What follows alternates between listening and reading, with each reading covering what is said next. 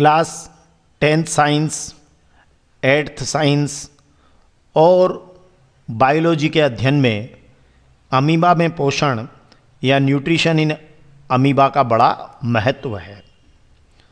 General knowledge की दृष्टि से भी ये बहुत महत्वपूर्ण है। तो अमीबा में पोषण, न्यूट्रिशन इन अमीबा कैसे होता है, ये कैसे इसकी क्रियाविधि है, इसे समझते हैं। न्यूट्रिशन इन अमीबा, अमीबा में पोषण। अमीबा वास्तव में क्या है कि ये जलाशयों में पाया जाने वाला, पॉन्ड्स में पाया जाने वाला एक कोशिक जीव है। सिंगल सेल्ड होता है अमीबा, एक कोशीय होता है। तो एक कोशिक जीव हम इसको कह सकते हैं। पैरामीशियम के साथ साथ अमीबा भी एक कोशिक जीव होता है और ये जलाशयों में पाया जाता है। अमीबा की जो कोशिका होती है, इस कोशिका में चूंकि ये एक कोशिक है, तो इसमें एक कोशिक जीव है और इसमें ये इस तरीके से यहाँ इसकी कोशिका झिल्ली होती है, जिसको हम सेल मेम्ब्रेन कहते हैं। इसमें एक गोल डेंस न्यूक्लियक होता है, मतलब सघन केंद्रक होता है, आप कह सकते हैं। ये इस तरीके से केंद्रक होता है, राउंडेड डेंस न्यूक्लियस बोलते हैं हम इसको, जिसे हम नाभिक भी कहते हैं। और साथ में इसके अंदर ये जो साइटोप्लाज्म है या कोशिका द्रव्य है, उसमें बुलबुले के समान बहुत सारी क्या होती है, इस तरह से रिक्तिकाएं, जिन्हें हम धानियाँ भी कहते हैं, वो होती हैं। और अमीबा निरंतर अपनी आकृति और स्थिति क्या करता है, बदलता रहता है। और ज़रूरत पड़ने पर यह एक या अधिक, इस तरीके से देखिए, ये यहाँ देखिए, ये यहाँ देखिए, एक या अधिक उंगलियों के समान प्रवर्ध, फिंगर लाइक प्रोजेक्शंस निकालता रहता है। और इन्हें हम कहते हैं पादाब या कूटपाद।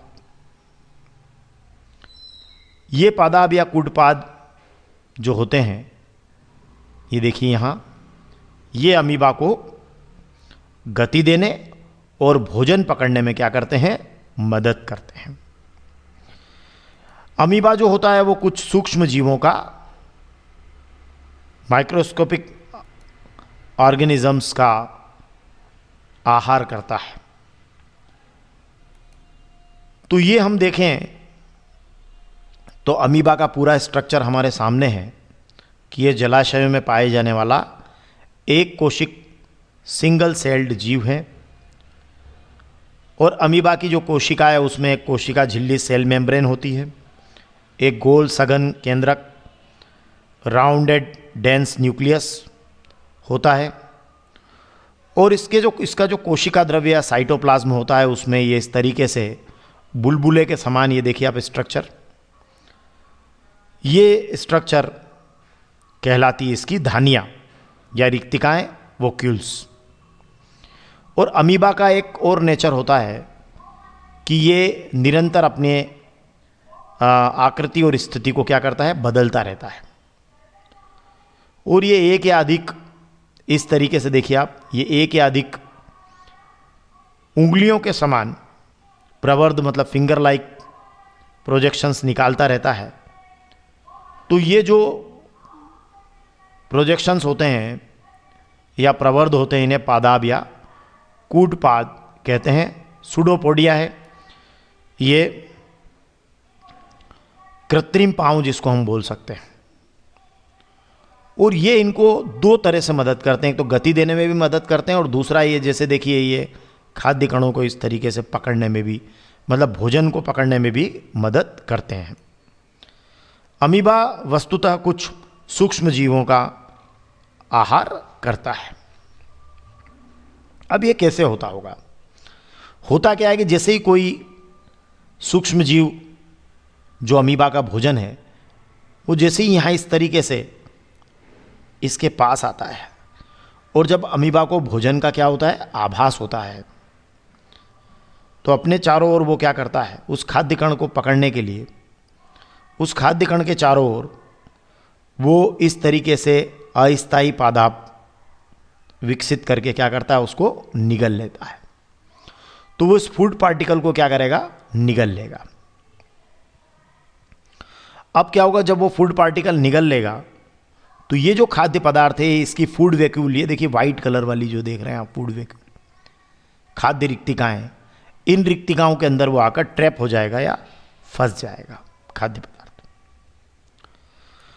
अब ये जो फूड वैक्यूल्स होती हैं या खाद्य रिक्तिकाएं होती है, इनमें पाचक रस, डाइजेस्टिव जूस स्त्रावित होते हैं।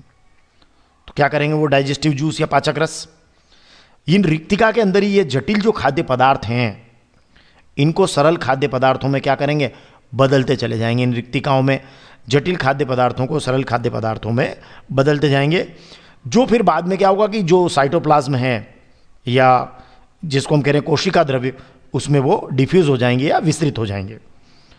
और जो इस तरह से जो पचा हुआ भोजन होगा या फूड होगा, वो धीरे धीरे अवशोषित होता रहेगा और अमीबा को वृद्धि, रख रखाव और इसमें उसका जो मल्टीपल करने में या गुणन करने में उसका उपयोग में आता रहेगा।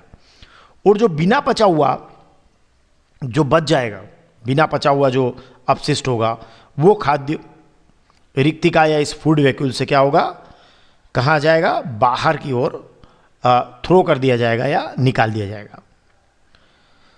वास्तव में होता क्या है कि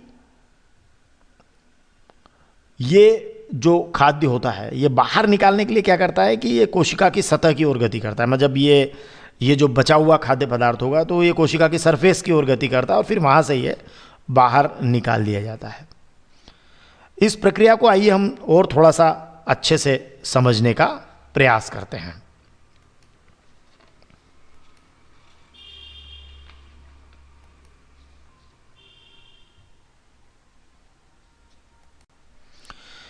हमने अभी बात की थी कि अमीबा जो है वो किस तरीके से सूक्ष्म जीवों का आहार करता है। इसको हम स्टेप बाय स्टेप समझने की कोशिश करते हैं। जब वास्तव में क्या होता है कि ये जो अमीबा है, इस अमीबा को अपने आसपास फूड पार्टिकल या खाद्य कणों का आभास होता है, तो ये क्या करता है फिर इस तरीके से, देखिए अभी यहां शेप देखिए आप, अभी तो इसको केवल खाद्य कणों का अपने आसपास आभास ही हुआ है।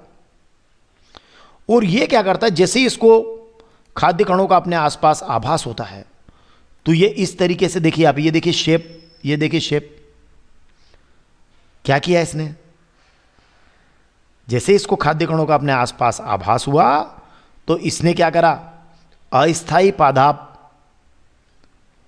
विकसित कर लिए। और अस्थायी पादाप विकसित करके क्या किया उसने, इस खाद्य पदार्थ को क्या कर लिया, निगल लिया। तो ये अस्थायी पादाप विकसित करके उसने खाद्य पदार्थ को क्या कर लिया है, निगल लिया है, अपने अंदर की ओर खींच लिया है।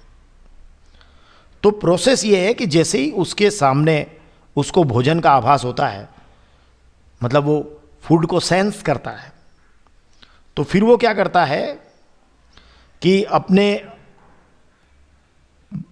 अस्थायी पादाप को खाद्य पदार्थ के चारों ओर वो विकसित कर लेता है। फूड पार्टिकल के अराउंड जो है वो सूडोपोडिया को पुशेस आउट करता है। और फिर वो क्या करता है कि इसके बाद में अगली प्रक्रिया के रूप में क्या होता है कि जो खाद्य पदार्थ होते हैं, वो खाद्य पदार्थ क्या होते हैं, देखिए यहां देखिए आप, ये आपको फूड वैक्यूल दिख रही होगी रिक्तिका। तो ये जो खाद्य पदार्थ हैं, ये खाद्य पदार्थ उसकी फूड वैक्यूल या खाद्य रिक्तिका में क्या होते हैं, फंस जाते हैं। अब जब ये खाद्य पदार्थ उसकी फूड वैक्यूल या खाद्य रिक्तिका में फंस जाते हैं तो खाद्य रिक्तिका के अंदर क्या होता है कि पाचक रस, डाइजेस्टिव जूसेस क्या करते हैं, जटिल खाद्य पदार्थों को सरल खाद्य पदार्थों में बदलते जाते हैं और फिर वो जो है कोशिका द्रव्य में वो विस्तृत होने लगता है। मतलब साइटोप्लाज्म में वो जो आपका सरल खाद्य पदार्थ हैं वो डिफ्यूज़ होने लगते हैं। और ये जो पचा हुआ खाद्य है, यही क्या करता है, धीरे धीरे अवशोषित होते रहता है और अमीबा को वृद्धि में मदद करेगा, उसको गुणन में भी सहायता करता है।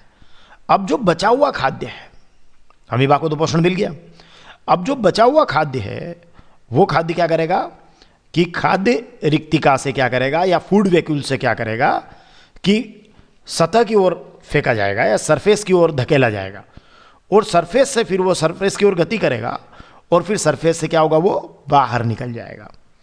और इस तरीके से अमीबा को पोषण भी मिल जाएगा और वो जो बिना पचाए, यूं कहें कि जो वेस्टेज है उसको बाहर की ओर भी फेंका जा सकेगा।